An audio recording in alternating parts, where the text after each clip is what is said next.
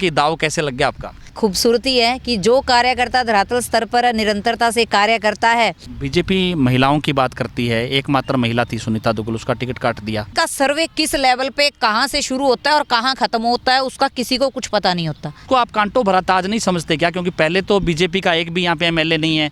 ये मेरे लिए कांटों का ताज नहीं है, मेरे लिए तो फूलों का ताज है। साहब, बीजेपी के लिए नए चेहरे हैं, आपको क्या लगता है कि सारा संगठन एकजुट होकर के उनकी मदद करेगा सिरसा लोकसभा? तो चेहरा कोई भी आ जाए, भारतीय जनता पार्टी का सिपाही कमल के फूल के पीछे है।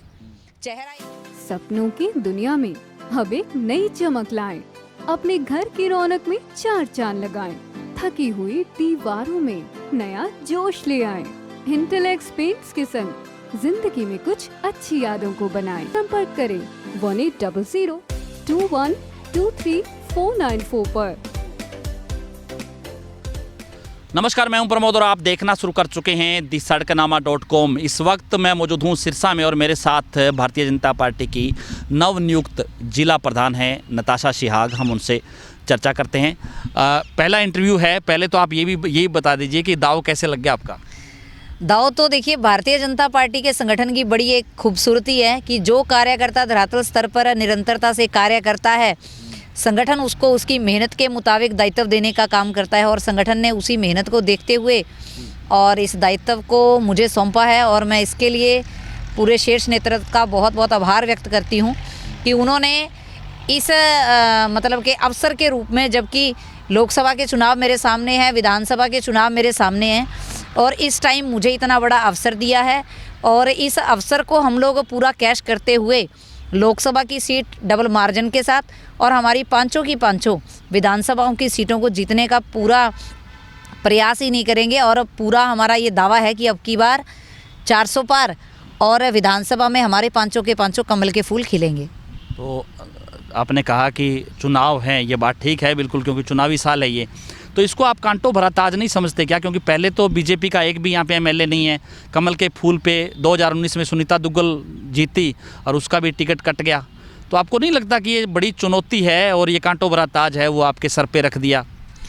ये मेरे लिए कांटों का ताज नहीं है, मेरे लिए तो फूलों का ताज है और मैं धन्यवाद करती हूँ मेरे शीर्ष नेतृत्व का कि उनको मेरे पे इतना भरोसा है कि इस चुनावी टाइम में जब लोकसभा और विधानसभा चुनाव हैं उस वक्त उन्होंने अपनी इस कार्यकर्ता के ऊपर इतना बड़ा विश्वास जताया कि मैं संगठन को मजबूती दे पाऊंगी और संगठन को मजबूती से खड़ा रखते हुए हम लोकसभा और विधानसभा सीटों को भारी बहुमत के साथ जीतेंगे। तो मेरे लिए तो ये फूलों का ताज है। हालांकि ये चीज़ें कांग्रेस में पहले देखने को मिलती थी कि गुटबाजी है। अब बीजेपी में भी ऐसा ही हो रहा है कि कई गुट है वो बंट चुके हैं।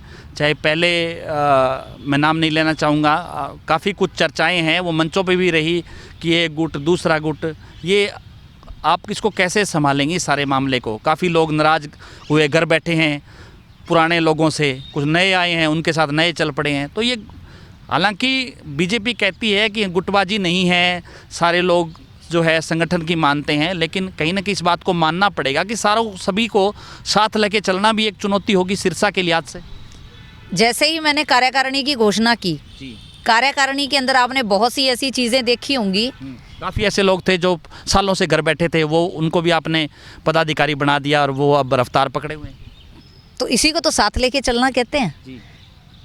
मेरे नियुक्ति के बाद किसी तरह की गुटबाजी मुझे नज़र नहीं आती। हर एक कार्यक्रम में आप देखेंगे हर एक व्यक्ति, भारतीय जनता पार्टी का हर एक सिपाही हर मंच पे आपको मिलेगा, क्योंकि भारतीय जनता पार्टी की ये खूबसूरती है कि जो संगठन कहता है, हम संगठन के सच्चे सिपाही हैं। हमारे अंदर कभी भी गुटबाजी हो ही नहीं सकती। हम सिर्फ कमल के फूल के पीछे चलने वाले सिपाही हैं, हम किसी व्यक्ति विशेष के पीछे चलने वाले व्यक्ति नहीं हैं। गुटबाजी वहाँ होती है जहाँ व्यक्तियों के साथ जुड़ाव होता है, एक व्यक्ति का एक व्यक्ति के साथ, दूसरे व्यक्ति का दूसरे व्यक्ति के साथ। जब ये अलग अलग व्यक्तियों के साथ जुड़ाव होता है तब जाके गुटबाजियाँ बनती है। लेकिन यहाँ तो हर एक भारतीय जनता पार्टी का जो सिपाही है उसका जुड़ाव ही एक व्यक्ति के साथ है, वो है कमल का फूल। जब हमारा जुड़ाव ही एक जगह है तो गुटबाजी का तो कोई सवाल ही पैदा नहीं होता। पुराने कई पदाधिकारियों को आपने हटा दिया, वो भी अब कहीं ना कहीं ये बात सोच रहे हैं कि पता नहीं हमारे में क्या कमी थी, हमारे में क्या दिक्कतें थी। ये क्यों हुआ? किसको हटाया? काफ़ी लोग हैं ऐसे जिन नहीं, जो पहले पुरानी टीम में सहयोगी थे और नई टीम में उनको दूर कर दिया। नहीं, जो जितने पुरानी टीम के सहयोगी थे उनको नए दायित्वों पर लिया गया है। जो पहले मंडल अध्यक्ष थे, आज सिरसा के अंदर ये पहली बार हुआ है कि पहले जो एक प्रक्रिया रहती थी, जो जिला पदाधिकारी होते थे उनको प्रभारी लगाया जाता था, लेकिन हमने जिला कार्यकारिणी के अंदर जो हमारी एक निरंतर प्रक्रिया रहती है, जो संगठन का दायित्व है निरंतर परिवर्तन में रहता है। एक ही व्यक्ति को अगर बार बार एक ही दायित्व दिया जाएगा तो मुझे लगता है ये भारतीय जनता पार्टी का संगठन, हमारा संविधान ही अलाउ नहीं करता। एक व्यक्ति को दूसरे दायित्व पे ले जाके उनको बड़ी जिम्मेवारियां दी गई हैं। जो पहले मंडल अध्यक्ष के रूप में काम कर रहे थे, आज मंडल प्रभारियों के रूप में उनको नियुक्त कर दिया गया है। और उन्हीं में से बहुत से ऐसे लोग हैं जिनको प्रदेश का दायित्व मिल गया है, उनको प्रदेश के प्रकोष्ठों का दायित्व मिल गया है। आज भारतीय जनता पार्टी का कोई भी कार्यकर्ता घर पे नहीं है, सबके पास जिम्मेवारी है और सब के सब अपने फील्ड में उतरे हुए हैं और अपने अपने क्षेत्र के अंदर जो जो जिम्मेवारियां उनको मिली है उसी के प्रारूप वो काम कर रहे हैं। तो आपने अपनी पूरी टीम है वो तैयार कर ली, सभी प्रकोष्ठों की जितने भी पदाधिकारी आपके होते हैं?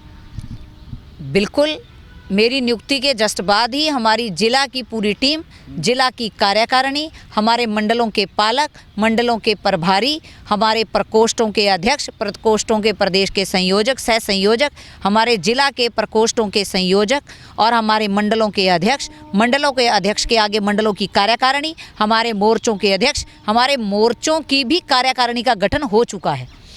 और ऐसा आपको बहुत कम देखने को मिलेगा कि मात्र 2 महीने के कार्यकाल के दौरान मोर्चे भी गठन है, मंडल भी गठित हो गए हैं, जिला भी गठित हो चुका है और हमारे प्रकोष्ठ भी गठित हो चुके हैं। बीजेपी महिलाओं की बात करती है, एकमात्र महिला थी सुनीता दुग्गल, उसका टिकट काट दिया, क्या वजह रही? देखिए, टिकट कटना या टिकट मिलना ये शीर्ष नेतृत्व तय करता है कि कौन किसका कहाँ बेस्ट उपयोग है। जिला अध्यक्ष से भी कुछ फीडबैक ली जाती होगी कि सिस्टम में कि क्या है? ये जो रहता है, मैंने जैसे कि कहा, भारतीय जनता पार्टी एक कैडर बेस पार्टी है। इसका सर्वे किस लेवल पे कहाँ से शुरू होता है और कहाँ ख़त्म होता है उसका किसी को कुछ पता नहीं होता। और दूसरी बात, सुनीता दुग्गल जी जब सांसद थी उन्होंने सिरसा के लिए वो काम किए जो एक महिला सांसद के होने नाते ऐसा लगता था भी कोई नहीं कर सकता। 6 ट्रेनों को लेके आना अपने आप में बहुत बड़ी बात है।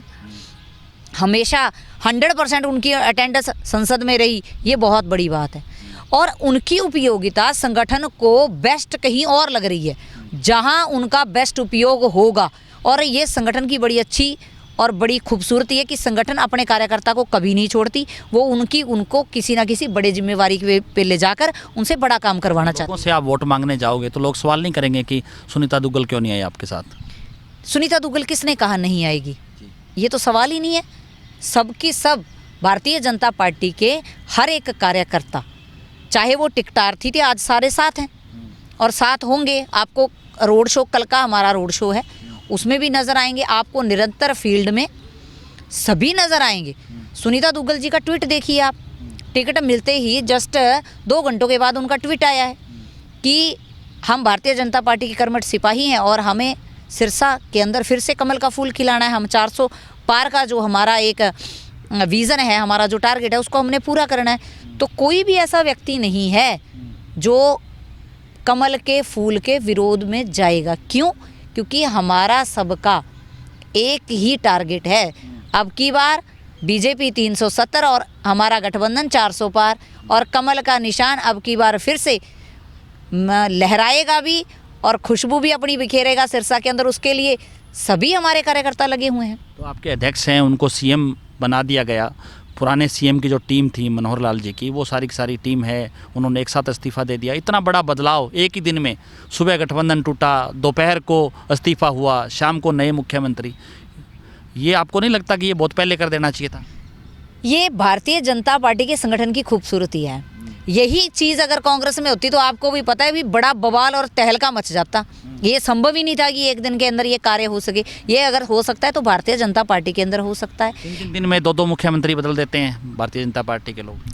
देखिए, मुख्यमंत्री बदलने की बात नहीं है। जिसको, जैसे मैंने आपको कहा कि जिस व्यक्ति की, जिस संगठन के कार्यकर्ता की जहां बेस्ट उपयोगिता है, उसके लिए संगठन उसकी ड्यूटी लगाता है। वो चाहे मुख्यमंत्री है, चाहे प्रधानमंत्री है, चाहे प्रदेश अध्यक्ष है, चाहे राष्ट्रीय अध्यक्ष है।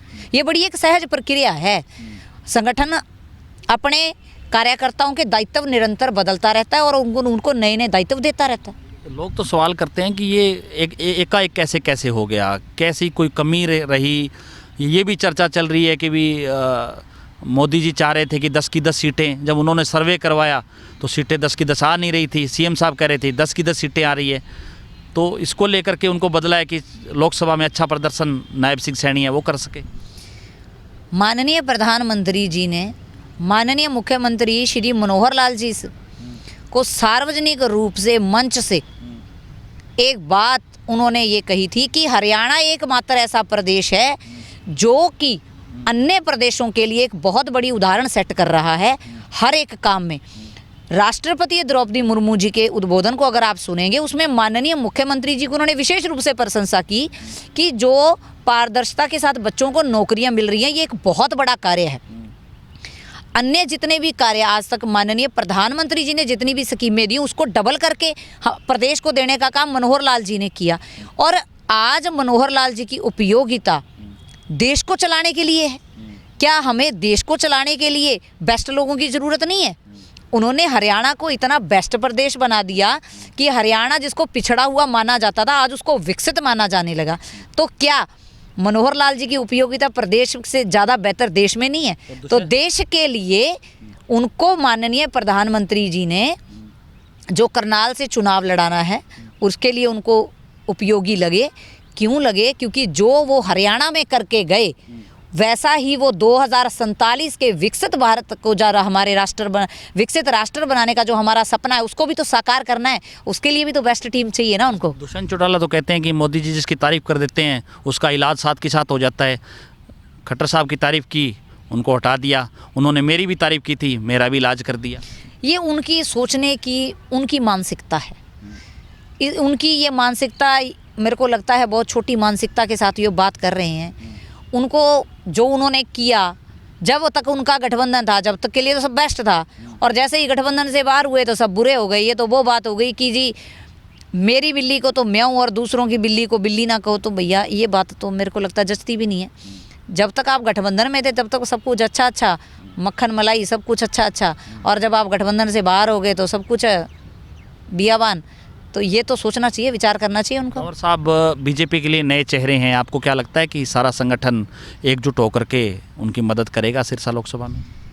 मैंने अभी जो बात कही कि भारतीय जनता पार्टी निरंतर फील्ड में रही। आपने देखा होगा कि चाहे गांव चलो अभियान, चाहे हर घर शक्ति केंद्र पे कार्यक्रम, चाहे बूथ स्तर तक जाके वोट मांगने का हम लोगों ने कार्य किया, तब तक हमारा कैंडिडेट तो कोई था ही नहीं। हमारा कैंडिडेट एक ही है, वो कमल का फूल है। तो चेहरा कोई भी आ जाए, भारतीय जनता पार्टी का सिपाही कमल के फूल के पीछे है। चेहरा एक औपचारिकता होती है जो कि अब पूरी हो चुकी है। इसके अलावा ये बात ही नहीं बचती कि कौन साथ है कौन खिलाफ है, क्योंकि भारतीय जनता पार्टी का हर एक कार्यकर्ता कमल के फूल के साथ है। तो पूरी तैयारी है लोकसभा की आपकी? डेफिनेटली हमारी लोकसभा का कार्यालय 2 महीने पहले ही खुल गया था। हमारे 9 की 9 विधानसभाओं के कार्यालय खुल चुके हैं। हमारी चुनाव प्रबंधन की कमेटियां बन चुकी है, हमारी कोर ग्रुप की कमेटियां बन चुकी हैं। हमारी सारी A to Z ऊपर से लेके हमारे पन्ना प्रमुख तक की पूरी तैयारी है।